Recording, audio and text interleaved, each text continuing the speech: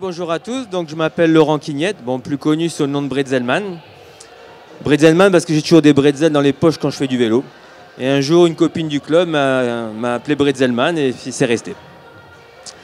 Donc je pratique effectivement depuis 2013 le triathlon, avec une particularité, c'est que je ne savais pas nager. Puisqu'à la base, je faisais beaucoup de tennis, beaucoup de sport, de l'athlétisme, je faisais du très court, je courais le 10 bornes en 30 minutes, rien à voir avec l'ultra, ou les marathons en 2,29, c'était mon record. Donc je faisais du long, du court et du long. Et puis en 2013, en arrivant en Alsace, j'ai voulu faire du triathlon. Et dès la première année, une petite particularité, c'est que j'ai commencé par les distances S, et on m'a fait découvrir en même temps le double Ironman. Donc j'ai fait la même année et tout. Alors je sortais dernier de l'eau, puisque je ne savais pas nager. Et puis l'année dernière, je suis sorti premier de l'eau au DK au Mexique. Donc l'ultra triathlon, c'est des multiples d'Ironman. Donc un Ironman, Marc en a fait beaucoup. C'est 3,8 km de natation, 180 km de vélo et un marathon.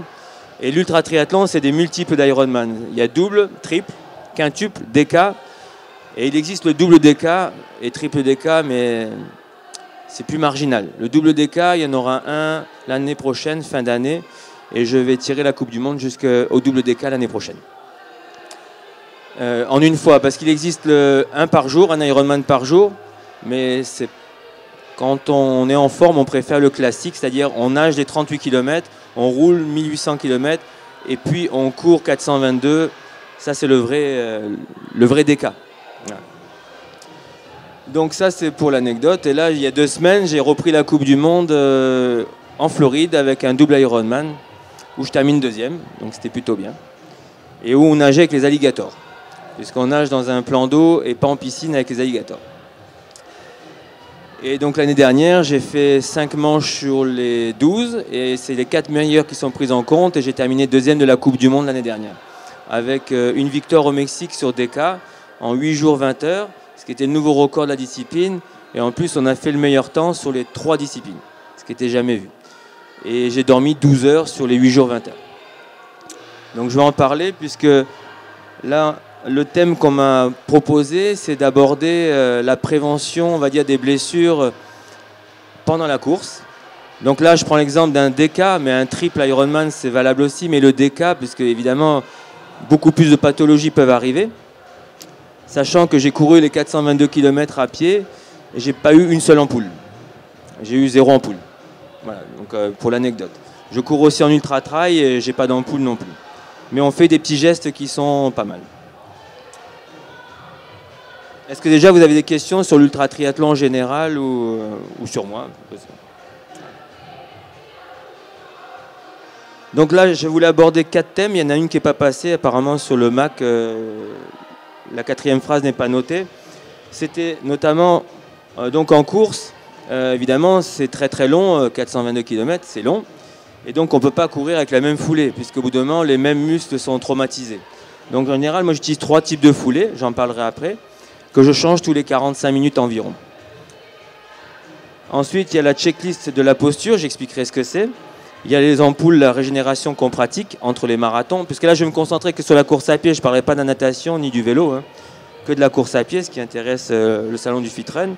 Et la dernière, c'est tout ce qui est alimentation et attention aux médicaments. Médicaments prohibés en course.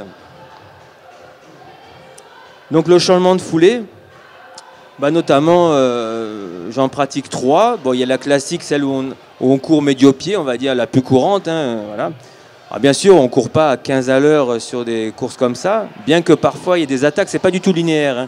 Si quelqu'un nous poursuit à l'arrière, en fait, il va courir lentement, et puis d'un seul coup, il va essayer d'attaquer pour prendre des tours. Donc des fois, ça s'affole pendant 1 heure ou 2, puis ça se calme. J'ai une foulée qu'on appelle aussi d'ultra pur, où en fait on passe le pied sur l'extérieur gauche ou droit en fait. Et là par contre on sollicite beaucoup plus les fascia lata, donc eux ils fatiguent, et au bout de 45 minutes on rechange de foulée. C'est de manière à solliciter soit les ischios, soit plus les quadris, soit plus les fascia lata. Et ça évite en fait de surcharger des muscles. Et des fois c'est valable également sur des courses plus courtes, si vous sentez que vous êtes chargé sur un muscle, plutôt que de marcher, essayez de changer le type de foulée au moins un certain temps. Donc c'est une façon d'éviter les blessures également en course. Ensuite, ce que j'utilise aussi beaucoup, puisque plus c'est long, plus on a tendance des fois à oublier un peu les bons gestes. Donc ce que je fais en général, j'ai une alarme sur ma montre, et toutes les 10 minutes, elle me rappelle que je dois faire attention à ma posture. Où sont mes bras? Parce qu'on a tendance à remonter toujours les bras quand on court, de manière à relâcher les bras, savoir comment je place mes pieds, savoir comment ma tête, enfin tout le geste corporel, de manière à éviter de prendre un mauvais pli, un mauvais geste et de l'accentuer, puisqu'au bout de 50 ou 86 heures, un mauvais geste se transforme en une blessure, on va dire. Et après, ça devient très difficile de revenir en arrière. Donc ça peut servir également sur du plus court également. Je pense beaucoup aussi aux trailers, puisque en trail, on a tendance, suivant le profil du terrain, à prendre vite un mauvais pli. Quand on monte, souvent on a tendance à replier les bras jusqu'en haut, et c'est de l'énergie perdue pour rien en fait. Tout ça, c'est de l'énergie qui sert strictement à rien.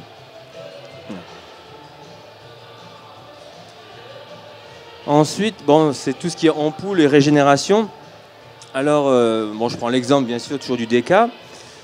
Ce que l'on fait entre quand on est un coureur rapide, enfin, ce qu'on appelle rapide, on essaie de courir le plus vite un marathon, et entre chaque marathon, on fait en fait une régénération.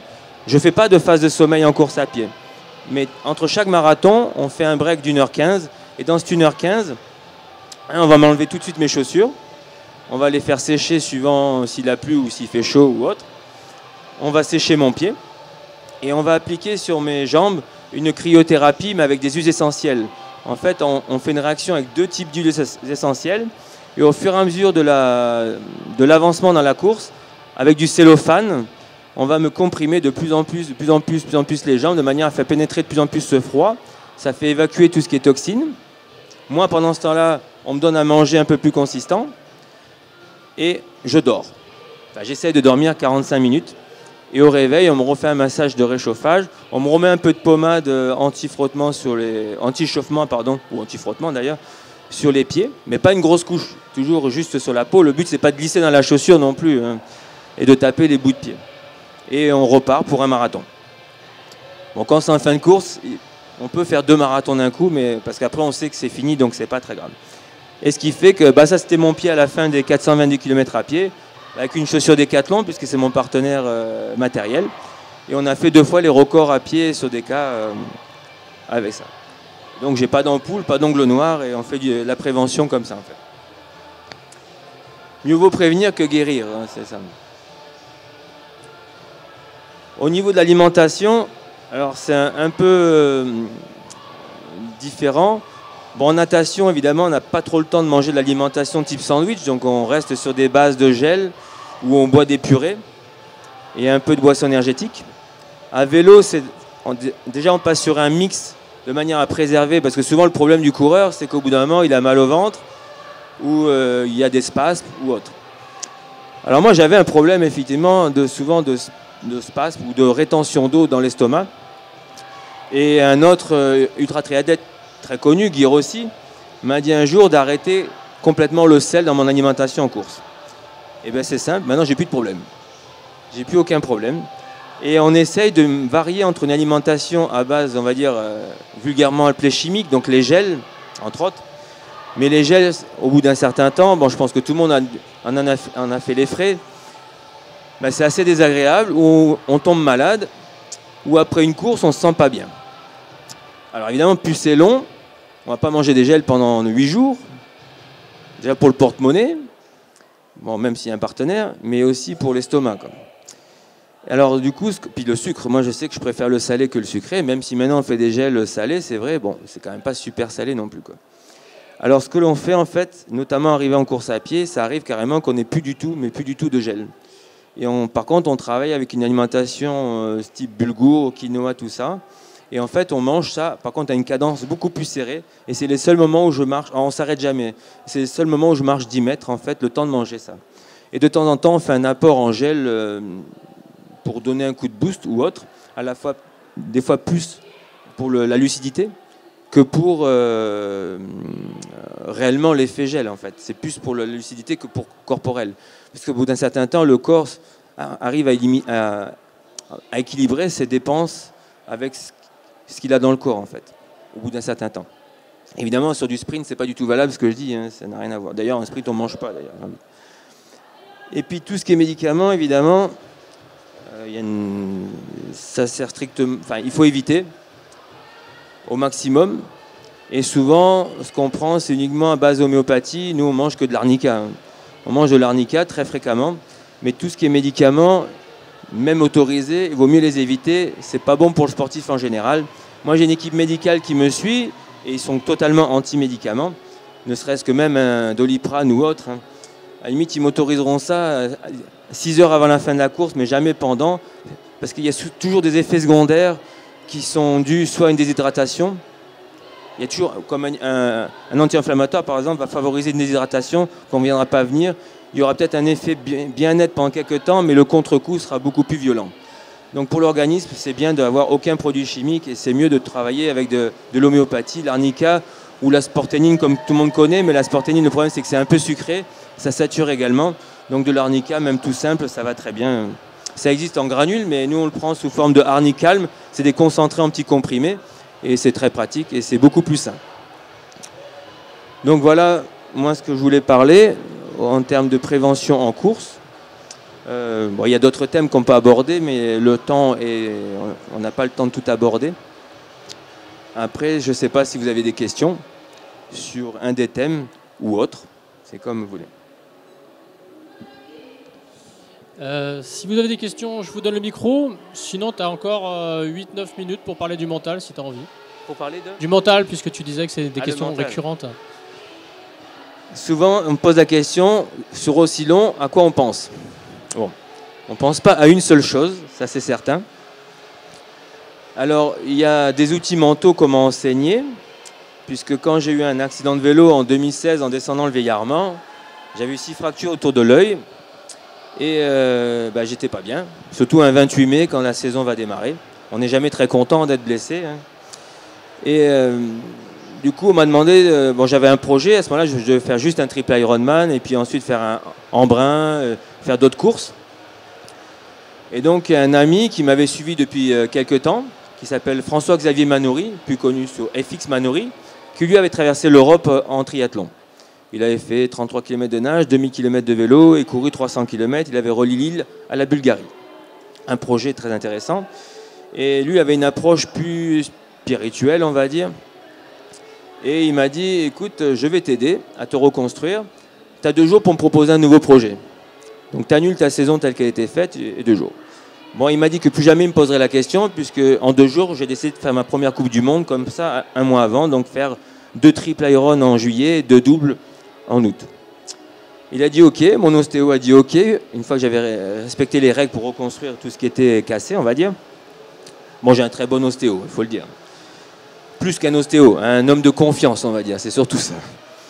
Et il m'a dit, François-Xavier Manoury m'a expliqué en fait que lui, j'avais tout ce que j'en ai pas, soi-disant. C'est-à-dire que moi, j'étais rapide naturellement, j'avais de l'endurance, je récupérais bien, j'avais un certain mental déjà. Et lui, il n'avait pas tout ça. Donc, en fait, il avait développé des outils mentaux. Donc, il m'a enseigné l'auto-hypnose. Il m'a enseigné aussi le terme, des outils qui servent à ralentir la relation avec le temps. Parce que finalement, ce qui est le stress de tout sportif, c'est le temps, le chrono, quoi. On peut faire ce qu'on veut, qu'on court un 100 mètres, un 5 km ou je ne sais pas, un DK. La seule chose qui stresse tout le monde, qui donne parfois mal au ventre, c'est le chrono en fait. C'est combien de temps on va mettre. Et même celui qui n'est pas compétiteur, qui ne dise pas que la fois suivante, il ne va pas faire mieux. En général, il va quand même faire mieux. Même s'il est dernier, il va peut-être faire avant-dernier. Mais chacun a son plaisir, chacun a son défi. Et ce sera toujours le temps qui va le pénaliser. Ce n'est pas toujours celui qui est devant qui est forcément plus stressé que celui qui est derrière. Hein. Ça, c'est pas vrai. Donc, il m'a enseigné ces outils. Alors, si on prend l'auto-hypnose, par exemple, ça fonctionne sur 3 paramètres comme l'hypnose. Alors moi, je prends mon cas particulier. Donc en fait, je pense à mon animal préféré, qui est tatoué en très gros sur mon dos. Ensuite, on prend un leitmotiv, une phrase particulière. Bon, moi, c'est par rapport à ma soeur qui est handicapée. Donc en fait, en général, quand j'ai mal aux jambes, je suis content d'avoir mal aux jambes. Parce qu'à l'inverse, moi, je peux avoir mal aux jambes. Ou à l'inverse, il y en a d'autres qui ont mal aux jambes tous les matins en se levant et qui font rien. Et puis le troisième paramètre, on prend un élément qui nous est hostile à ce moment-là. S'il pleut, la pluie, si c'est le vent, ou la chaleur. Et en fait, quand on passe dans ces trois paramètres, on rentre dans un phénomène, ça marche bien à vélo, où en fait le temps s'écoule, on s'en fout, mais tout défile en fait. Et il peut se passer des heures et on ne calcule plus. On se concentre uniquement sur la vitesse et notre puissance, c'est le chose paramètre, parce que quoi qu'il arrive, le temps passera. Quand on regarde la télé ou que je suis en train de pédaler, on a le même temps pour tous. Simplement, moi, si je regarde ma vitesse et ma puissance, le temps, il n'a plus rien à voir. Je sais que 1800 km de vélo, je ne les ferai pas en 10 heures. Donc ça ne sert à rien que je regarde avant 3 jours, c'est pas possible. C'est un exemple. Et pareil, quand on fait un marathon, c'est de regarder son chrono au bout d'une demi-heure, on sait très bien qu'on ne fera pas 42 km en 30 minutes. Donc c'est un exemple parmi les autres. Mais c'est pour dire que ça ne sert à rien des fois de toujours stresser. Si on connaît sa vitesse, ça suffit largement en fait. Et ça évite de se mettre des contraintes en plus. Donc ça, c'est un des paramètres. Après, c'est sûr que c'est bien, ce qu'il y a de bien dans l'ultra-triathlon, j'en ai pas parlé, la différence entre l'Ironman, tout triathlon général et l'ultra-triathlon. Le triathlon général, l'assistance est interdite. On n'a pas le droit à l'aide extérieure. En ultra-triathlon, c'est tout l'inverse. On a une équipe, une assistance, parce que souvent, c'est des boucles, plus ou moins grandes. Et donc, on a une assistance et une équipe. Donc, c'est toujours là, c'est vraiment un travail d'équipe. Avec l'équipe doit tourner 24 heures sur 24 et en 3-8. Donc, elle aussi, l'équipe doit être solide. Et c'est elle qui nous apporte également un réconfort et un mental, en fait, solide. Et qui nous rattrape quand on commence à râler un peu trop ou se plaindre. Donc, en général, elle nous donne un petit coup de pied au cul. Mais c'est convenu d'avance, hein, ils ont le droit dans ces cas-là. Voilà pour une partie de ce qu'on appelle le mental en course. Après, moi, ce que j'aime beaucoup, c'est imaginer ce que mes amis sont en train de faire, tout simplement. Alors souvent, on me demande en natation en quoi je pense. Mais en natation, si c'est en piscine, je ne pense à pas grand-chose parce que toutes les 50 secondes, il y a un mur qui se présente à moi. Et en général, je n'ai pas trop le temps de réfléchir pendant les 50 secondes. À l'inverse, c'est en eau libre qu'on a plus de temps pour réfléchir. Mais la piscine, en fait, on n'a pas le temps parce que toutes les 50 secondes, il y a un mur et je suis obligé de faire quelque chose face à ce mur. Donc, ça se passe beaucoup plus vite que ce qu'on imaginait. Et pourtant, je déteste la piscine. Hein, mais voilà. Mais ça reste malgré tout l'épreuve la plus courte du triathlon en général. Puisque sur un DK, moi, je nage les 38 km environ en 15 heures, sans sortir de la piscine, hein, on reste dedans. Et le vélo, je l'ai fait au Mexique en 106 heures et les marathons en 86 heures. Tout compris, sommeil compris, quoi. Voilà, pour donner un ordre d'idée de ce qui peut arriver. Voilà. Une question peut-être alors du coup ? Comment tu dors dans la piscine ? Comment tu dors dans la piscine ? C'est le seul endroit où je dors pas.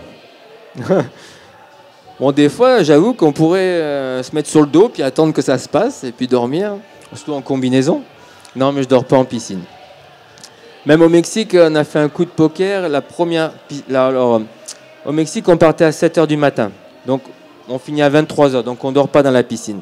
En Suisse, par contre, on partait à 18h. Donc, on nageait de 18h jusqu'à 9h le lendemain. Et la piscine n'était pas éclairée, ce qui n'est pas très commode.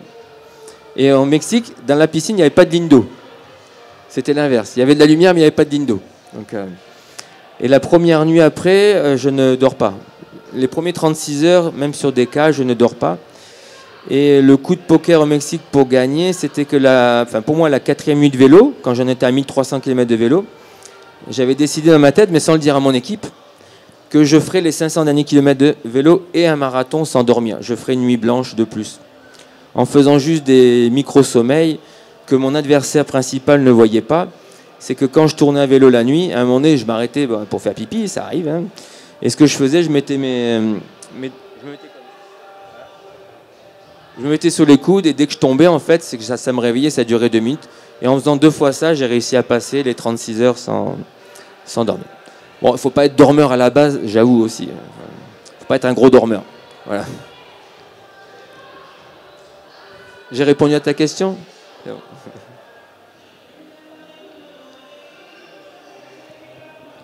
Alors, des questions ? Oui, c'était par rapport à la gestion d'efforts sur le marathon, enfin sur le DK marathon. Est-ce que le rythme cardiaque est important ? Alors, en général, sur ces courses, je ne mets jamais de capteur cardiaque. Mais on l'a fait occasionnellement au Mexique pour savoir à peu près. Alors en fait, c'est très variable. Parce qu'en fait, comme on court en 24 heures sur 24, au Mexique, par exemple, c'était à 1850 mètres d'altitude. C'était pollué comme pas possible. Les gens qui couraient dans le parc, ils étaient avec des masques. Moi, je ne supportais pas le masque et j'ai fait que tousser. Je n'avais pas de voix pendant 2 semaines et demie. Donc, du coup, mon rythme cardiaque était assez... Entre la nuit, il faisait 7 degrés et la journée 32. Le rythme cardiaque bougeait, mais plus avec la température qu'avec mon effort, en fait. Puisque on court en moyenne... En fait, quand on court, on essaye, on est heureux déjà de faire du 10 à l'heure. Mais en fait, à des moments, ça va beaucoup plus vite. En fait, on montre à son adversaire qu'on est capable de... Mais évidemment, on ne va pas courir pendant 12 heures à 12 à l'heure, quoi, parce qu'au bout d'un moment, ça fait un peu mal au canne. Mais le dernier marathon, par exemple, j'ai réussi à le faire le 10e, un peu énervé peut-être, je pense. J'ai quand même repassé sous les 4 heures. Alors, c'est pas extraordinaire quand on fait un marathon sec, mais c'est pour montrer que... Je ne pensais pas que c'était possible à l'origine. Mais à l'inverse, en Suisse, Clément, qui est, je sais pas où, enfin qui sont venus, des amis de la Teamcom qui sont venus m'accompagner pour courir en Suisse. Là, à l'inverse, ça s'est passé différemment. C'était le premier des cas. Et croyant gagner du temps à la fin des 2 marathons, on a décidé de me faire courir les 2 marathons et demi sans régénération. C'était une catastrophe. J'en ai souffert comme pas possible. Et le dernier marathon a été le plus long des 10. Enfin, donc du coup, on a corrigé ça au Mexique. Et du coup, on a fait les 10 marathons très bien. Et le 10e plus rapide que même le premier. Mais le rythme cardiaque, non. Moi, je suis quelqu'un qui bat très lentement au repos, qui ne monte pas très haut. Même sur un test d'effort à 515 watts, je suis tout juste à 180. Donc, en moyenne, on avait regardé, j'étais à 122, 120. Je fonctionne très, très, très, très bas. Donc, voilà. D'autres questions? Ça devrait être assez difficile de repartir sur la dernière épreuve, non? Comment, Clément? Au niveau de la douleur musculaire, ça devait être assez difficile pour la dernière épreuve. Alors, en Suisse, j'ai eu quelques petits bobos parce qu'en Suisse, à un moment donné, j'ai voulu passer 2e. Ça s'est affolé pendant la nuit. Un exemple, on est remonté à plus de 15 à l'heure dans l'avant-dernière nuit de course à pied. Souvent, ça se décide. Les 3 prétendants qui sont devant, la dernière nuit de course à pied, c'est la mort subite, quoi. C'est celui qui va tenir le plus longtemps la nuit qui va prendre l'ascendant sur l'autre. Et à un moment, je passe 2e et je me tape une plaque d'égout et je me déplace, je fais une descente du ménisque. Bon. Le temps qu'on trouve ça, on n'avait pas tout de suite identifié.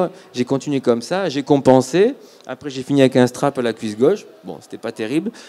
Donc, du coup, là, les douleurs ont fortement augmenté. Au Mexique, du coup, on a corrigé tout de suite. Et au Mexique, j'ai rien eu. On n'a rien fait. On a tout fait de la prévention meilleure. Et au Mexique, le principal souci quand en course à pied on redémarre, ça porte un nom d'ailleurs dans l'ultra triathlon, puisque quand on court un marathon, bon, 1, 2, 3, ça va. Au 4e, quand on s'arrête de dormir, qu'en plus on refroidit le tendon, quand on repart le tendon d'Achille, je vous assure, c'est raide comme pas possible. Donc on part, on se dit c'est pas possible de recourir, on marche comme des canards, jusqu'au moment où on décide mentalement de se faire la bascule et de se faire mal, et puis ça repart. Mais quand on repart, on se dit c'est pas possible, ça repartira jamais. Mais ça repart toujours. Donc la plus grosse douleur, c'est quand on redémarre au niveau des tendons d'Achille pour les libérer. Alors maintenant, on a une méthode, pendant que je dors, pour me soulager le tendon d'Achille, en faisant une sorte de petit strap qui maintient légèrement en compression le tendon. Ça, c'est la première méthode. Et la deuxième, mon équipe, en fait, mesure mes temps d'anti-inflammatoires. Bon, on a des anti-inflammatoires naturels, plutôt que les médicaments, c'est mieux. Et ils essaient de mesurer, et en fonction de comment ils connaissent, ils me laissent plus ou moins dormir un peu plus. Et si je redémarre avec les anti-inflammatoires naturels, on a pas mal. On démarre, on a pas mal. Donc on essaye de jouer sur tous les paramètres naturels, en fait.